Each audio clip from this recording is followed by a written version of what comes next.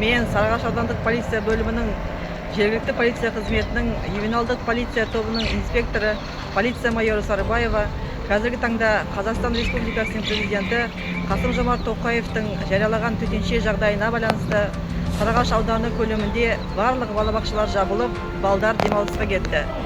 Сонымен қатар жасөспірімдер көп шоғырланатын жерлерге жасөспірімдерге жиналуға тыйым салынғанын хабарлаймын.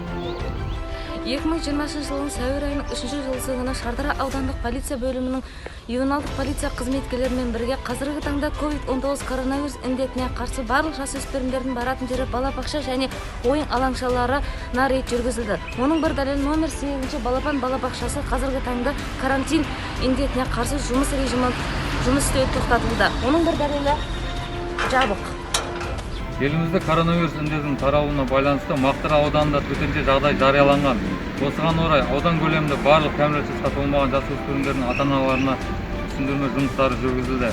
Соның нәтижесінде барлық жасөспірімдер шоғырланатын орындар бос тұр.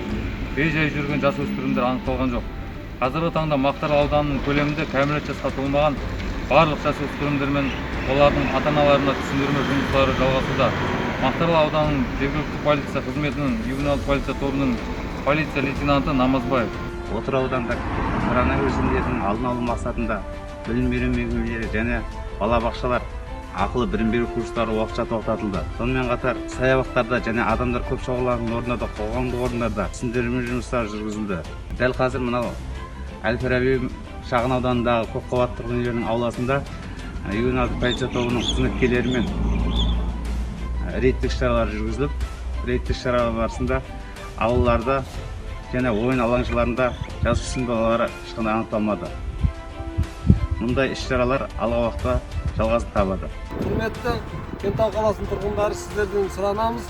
Мынау қазіргі таңда еліміздегі орын алған жағдайға байланысты кәмелетке толмаған балдарыңыздың күндізгі және түнгі мезгілдерде ересексіз адамдарсыз жүруінің алдын алу бойынша қадағалау жұмыстарын жасап, үйде болуларын сұранамыз.